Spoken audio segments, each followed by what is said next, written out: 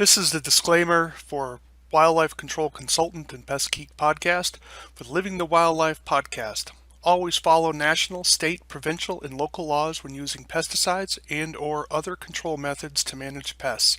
Wildlife Control Consultant, LLC, Pest Geek Podcast, Living the Wildlife Podcast, Stephen M. Vantassel, or their or his affiliates are not responsible for followers' use of the information provided here. Hi everyone, Stephen Vantassel here, Wildlife Control Consultant, bringing you another episode of Living the Wildlife as part of the Pest Geek Podcast family. Hey, thanks for coming along, and I hope you've had a great week. I'm recording actually a little early this week, so I'm trying to get some things. Had some health issues in the family, so boy, it's amazing how health issues can certainly consume a lot of time. So definitely take care of yourself out there and be safe. Well, I've had the opportunity this past week to attend the 2022, I think it's called the International Feral Pig Conference or Feral Hog Conference. I mean, I always get those terms. I mean, same animal, but different terms. So it's been a webinar by leading researchers within the area of feral hogs. We don't have feral hogs in Montana, thank God, but we're certainly trying to prepare for that possibility because there are a boatload of feral hogs north of us in Saskatchewan and Manitoba and Alberta. And so some of those provinces border the state of Montana. So some of us here in the northern tier of the United States are certainly eyeballing what can happen up there, and we're certainly trying to prepare ourselves for the eventuality that feral pigs are probably going to make their way. North Dakota, I believe, is actually at greater risk than we are, but nevertheless, feral pigs can cross the border, and that's certainly a concern because they're invasive species, of course, a host of diseases that they can carry, not to mention diseases aside, just the devastation they can do to the environment, predating on our natural fauna and flora, that's wildlife and plant life, and the damage that they can do because they will go around and just eat up goslings of geese and ducks and eggs and tear up the soil and cause erosion issues and water fouling. Again, even aside from many types of disease, and then of course the damage that they can do to cropland as well. So it's serious, and we're taking it seriously. But those of you in the southern tier of the United States, I believe feral hogs are in 38 states, perhaps 30. I guess it depends on, there has been some eradication efforts that have been occurring. But nevertheless, I've been attending this particular conference, and one of the things, of course, that intrigued me was discussions about, is there a better bait than corn? And my hope is to get one of the speakers to come on the show and do an interview about some of the research that they've done more recently, testing some various baits using a choice system. It's really kind of a clever analysis that they did, so I'm hoping to get him on board. So I'm not going to talk about his presentation right now. I'm going to hold that off, but I wanted to talk a little bit about what the state of knowledge is right now regarding baiting of feral pigs, because as many of you know, trapping really is one of the primary means of managing this invasive species. And the reason for this is the ability and the potential, of course, of capturing the whole sounder. That is the whole family and extended family group, so that you're not, we're shooting, unless you're careful, you can actually disperse the feral pigs farther if you're shooting. Now, it doesn't mean shooting isn't a viable means, but it means that shooting has its own risks in spreading and causing the dispersal of these feral pig units. Whereas trapping, if you're doing it right, you can capture the entire sounder and really take that unit off the landscape. And so this is some important material. So how do we do this? How do we get the best bait? Of course, many of you already know corn is a primary bait for baiting feral hogs. But is there anything better? And that's really the question. And is there at times other options available to you that you should be considering. So let me take you to a publication that you can get online at no additional cost. Many of you have heard, if you've been listening to the podcast, you know I hate the word free when it comes from the government, because nothing the government does is free. You're just not having to pay for it again. So this would certainly be one of those publications that falls into that category. It's not a government publication. It is a university publication, but many universities, or especially your land-grant universities, are getting funding from various tax-based sources. And so as part of their mission is that they take research-based information and package it in a manner that's receivable by people that are non-academics. In other words, they're taking the information from the academic world, the research world, and trying to distill it down to the fundamental principles and concepts and recommendations so that it's actually usable, rather than getting really involved into statistical analysis and very highly nuanced. In other words, a producer or a wildlife control operator just wants to know, what should I do to catch X? How do I resolve this conflict with this particular animal? And this is one of those publications. For those of you who are just listening and not able to watch the video, let me read this title for you, and gives you an opportunity to perhaps look it up at another time. And the document is called Reducing Non-Target Species Interference While Trapping Wild Pigs. Now, that's a very specific publication. So again, because one of the challenges of using corn is that a lot of animals are attracted to eating corn, and that includes non-targets that you don't want to catch in your traps. They have a picture here of a dog. They have pictures here of birds. I think those are probably grackles, raccoons, and then of course deer. And so capturing or having these other organisms in your trap is just going to consume bait, and then you're going to have to deal with releasing them, and then there's always the potential of injury to these species. And so if you just want to catch pigs, then how do we catch pigs without attracting all of these other animals? And that's what this particular publication is all about, to try to give you the best information available at the time of publication. And this was published in September of 2015 by Texas A&M University, and the document number is WF, that's F as in Frank, so Wildlife Frank -030, so WF-030. And again, this is available online from agrilife.org, Texas Wildlife Services. And so if you just do a search on Reducing Non-Target Species Interference While Trapping Wild Pigs, you'll get this publication coming up. And I'll probably try to get a link put into the description area to help you find it as well. And again, it is published by Texas A&M University in their AgriLife Extension program. I don't see authors here straight away, so it must have been a group exercise. So let me see if I can find a particular author. This publication. Oh, here we go. Here are the authors. My apologies. Right here at the end. And the authors of this publication are Josh Helkel. I'm hoping I'm pronouncing that correctly. That's Josh Helcel, Josh Helsel. He's an extension associate at Texas A&M AgriLife Extension Service. The second author is Mark Tyson, spelled like Tyson chicken, James Cash, like Johnny Cash, and then Dr. James C. Cathy, Kathey. And again, all of them are associated with Texas A&M Extension Service and that portion of the university. If you're not familiar with extension services, some of us up in the northeast part of the country, extension's really dropped off.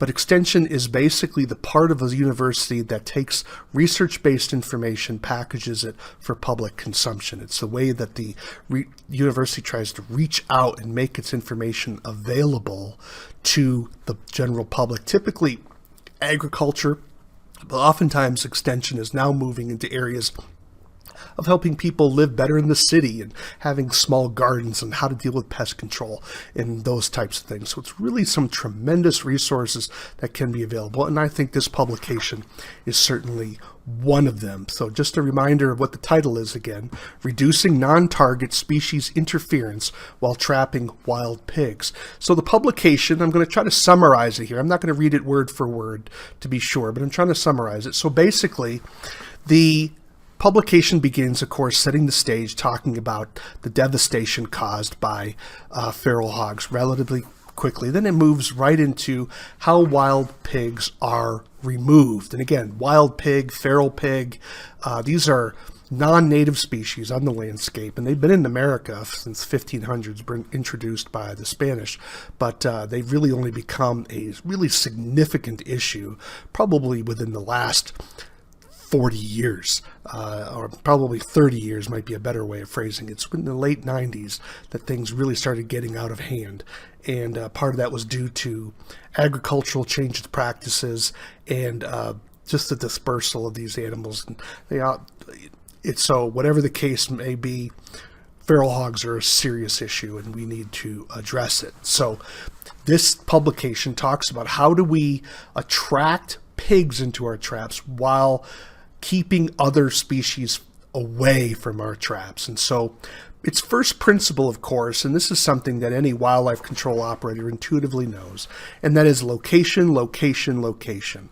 And that is the number one issue to try to reduce non-target capture in any trap, is positioning your trap in a manner that's targeting the species you want to capture. So placing your feral pig trap where feral pigs are and making it convenient for them to get to obviously is key to reducing non-target capture or interference with your particular traps. And so they talk about the importance of using trail cameras, looking for sign, looking for damage, looking for trails, looking for scat to try to find these high activity areas.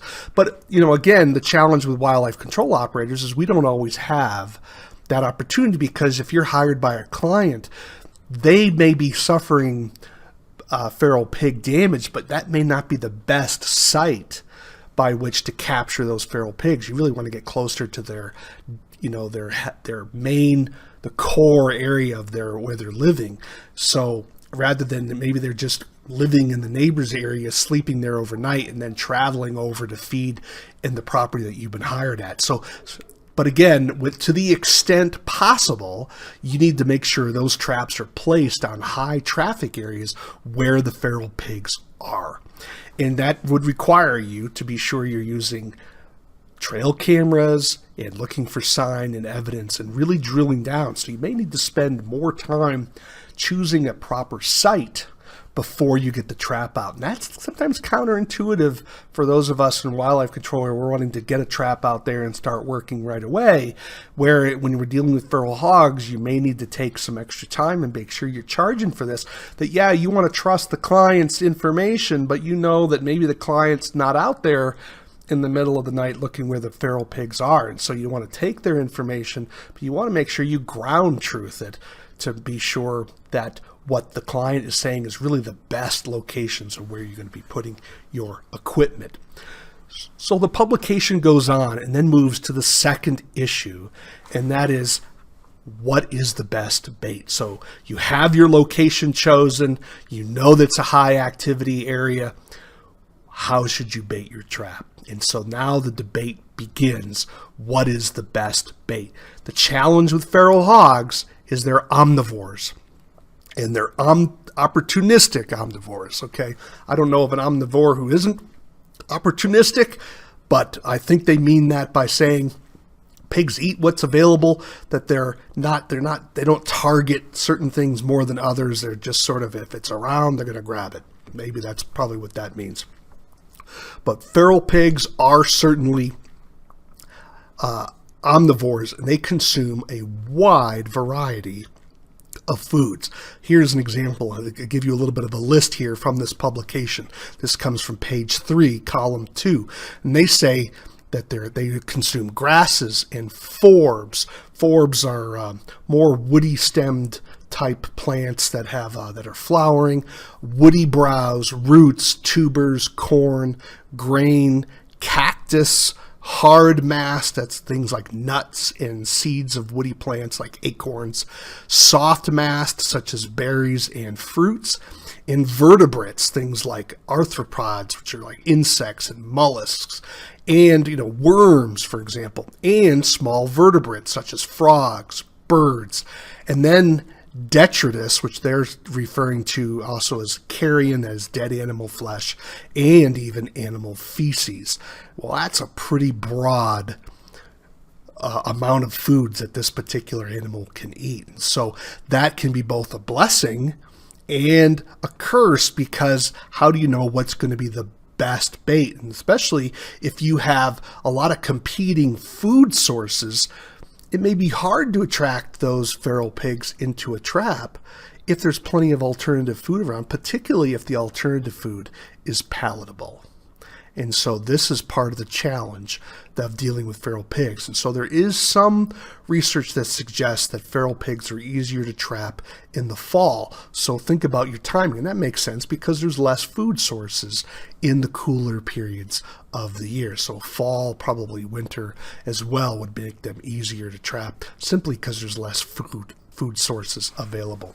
So what the researchers are doing is some of them have tested at this particular time. Again, this is 2015. There is more research since, and I'm hoping to get that person on board to talk in our podcast here soon.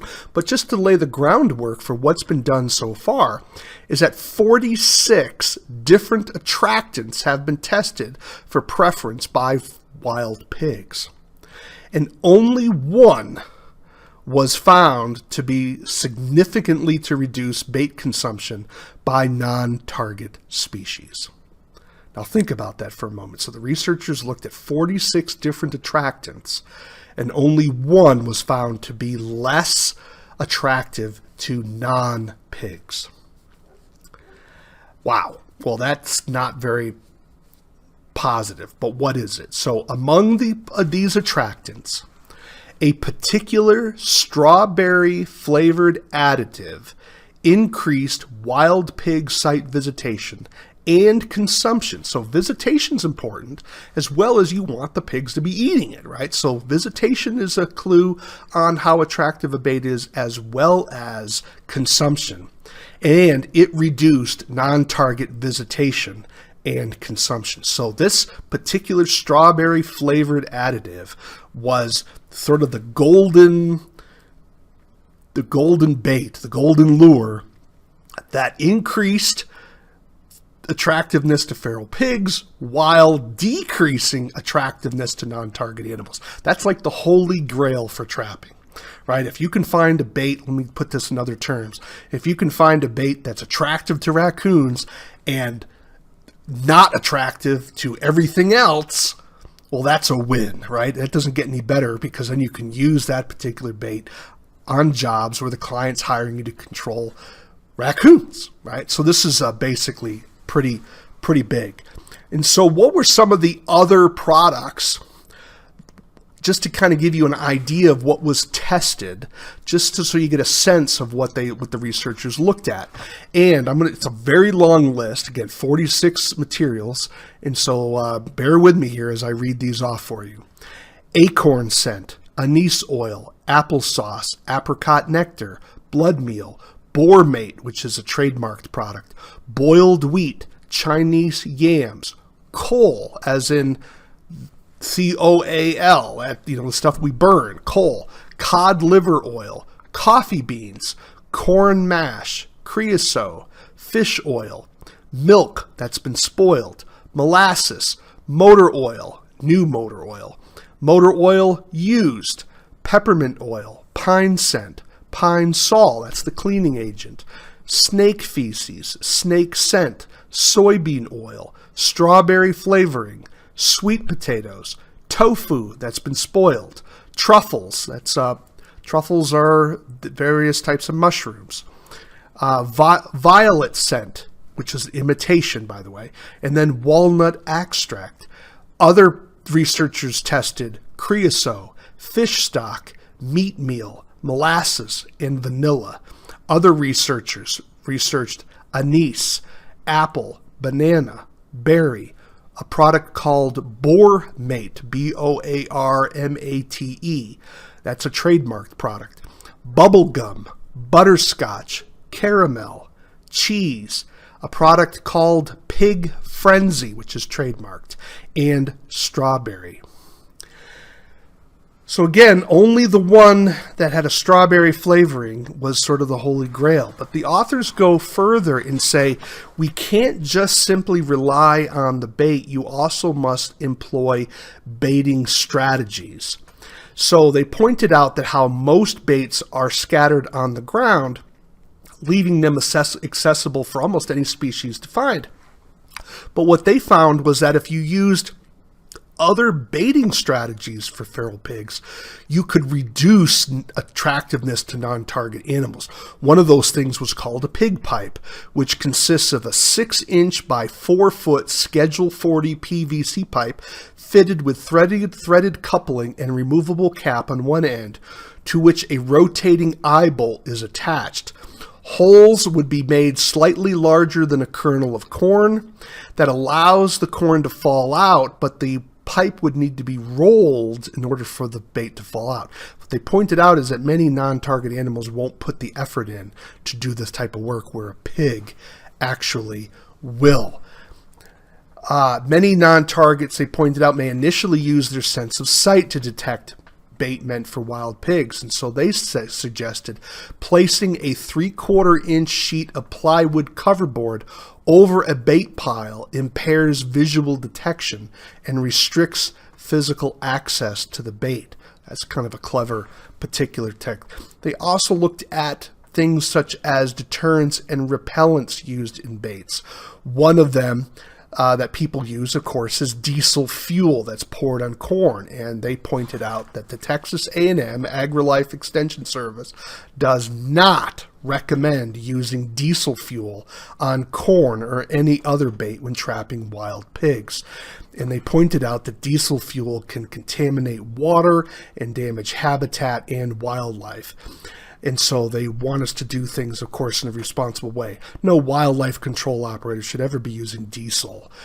This is very dangerous, and I doubt your liability insurance is going to protect you from doing something as dangerous as using diesel fuel with your corn. They pointed out that your trap choice also is important. And we talked in a previous podcast using the pig brig and how the pig brig as a trap design helped reduce non-target animal entry into the bait area. And so again, but there are a lot of, some of you may already have some feral pig traps and aren't looking necessarily to stop using those devices. And I don't think you should. I mean, you want to use a variety of tools. And so they talked about how different types of traps prevent other non-target animals or reduce the attractiveness of non-targets to certain types of positions. And so some of this gets a little technical, so I'm going to simply hold off on some of that and refer you back to this particular product, because I think it's going to be a little hard to discuss some of that.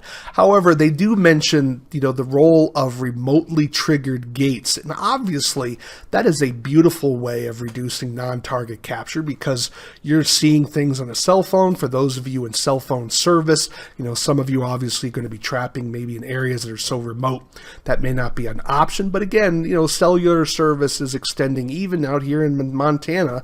We're getting cellular service in a lot of places we didn't have it before. But of course, we have also a lot of federal land where there's never going to be a cell phone tower. So there's obviously going to be limits on that. But then you can get into some satellite work as well that can overcome the cellular problem. But nevertheless, many of you are going to be working in more urbanized areas, suburban areas, and so cellular service is strong and capable. And so you're able to actually take a picture or look at live at the feral pigs inside of the trap before you even trigger the gate. And so you can confirm saying, that's just a deer in there, and I'm not going to close the gate. I'm going to wait for the deer to leave. Or, hey, I've got a bunch of feral hogs in there. I'm going to hit the trap door and capture that sounder. So those are obviously very important techniques to reduce non-target capture in your traps. They talk about push-through trap designs because, again, adult pigs like to root and they'll push through things. It's going to be hard, of course, for the juveniles to get in some of those traps, but nevertheless, those are another option for you to reduce some of that non-target capture. They point out a particular trap technique here, actually the triggering, not a trap, but a triggering technique called the bucket trigger, which they said helps reduce bait consumption and trap activation by juvenile wild pigs and non-target species. And so what they have is a 5-gallon bucket raised on some blocks, so it's higher off the ground, and then attached to a pole. So the idea is that an adult pig has to be the one that pushes that container over where the juveniles won't have the strength or the height necessary to tip that over to trigger the door, as a way of reducing the ability of other animals' access, or certainly your smaller pigs from getting, because we want to catch those mature pigs because they're much harder to kill by other predators. They pointed out using a rooter stick is more likely to be activated by adult wild pigs instead of the juveniles. And then they talked about things such as animal activated triggers, such as this tire trigger, which depends on wild pig rooting behavior. So those are some other baiting methods that can be used as well. So this publication, I think, was rather interesting in terms of how they were helping wildlife control operators, the general public. It's written for people that are producers primarily, but helping them understand how to reduce non-target activity at their traps to make their traps more targeted for wild pigs, so that we're not wasting time catching animals we're not interested in or feeding animals we're not interested in. Now, some of you may be thinking, Stephen, I'd like to have a little more information about this strawberry bait. Well, let me see if I can get a little bit more on that in terms of this particular bait or odor, I guess, for lack of a better term.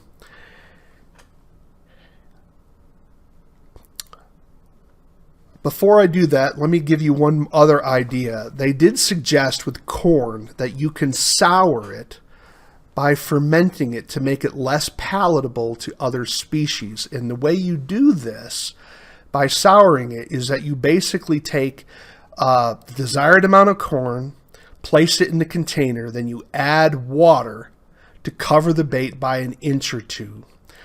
Then the mixture ferments on its own if you give it enough time and it's in enough heat. Covering the mixture, adding yeast or milk or beer accelerates the fermenting process, particularly when the container is placed in direct sunlight. It could take several days depending on temperature, but once it begins to bubble and give off a strong, pungent, and even slightly sweet odor, then you know that it's ready. Now, we talked about how they're already omnivores, and they referred to this alternative strawberry or berry flavors containing other chemical compounds may produce different responses from both wild pigs and non-target species. So my suggestion is that you play around with some strawberry flavors and maybe add that to your corn, maybe put it in a little side area and do some testing on it to see how this could work for you, to see if this is something that could be helpful for your particular trapping use. And let me see if I can find this other section here that talked about the particular odors.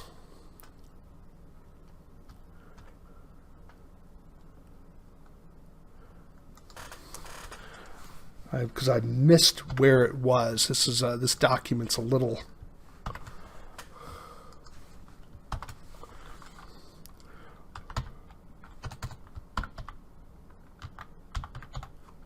Okay, here it is. So what the researchers thought was that the unique combination of furanones. Now that's a term I had not heard of before. It's spelled F-U-R-A-N-O-N-E-S.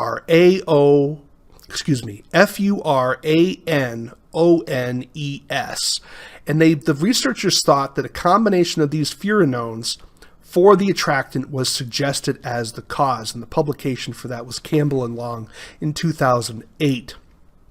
Now, I didn't know what a furanone was, and so I looked it up on Wikipedia, and they pointed out this product called Furanil, and it's basically strawberry furanone. They define it as an organic compound. Organic just means it has carbon in it. That's used in the flavor and perfume industry, and it's formerly a derivative of a product known as Furan, F-U-R-A-N.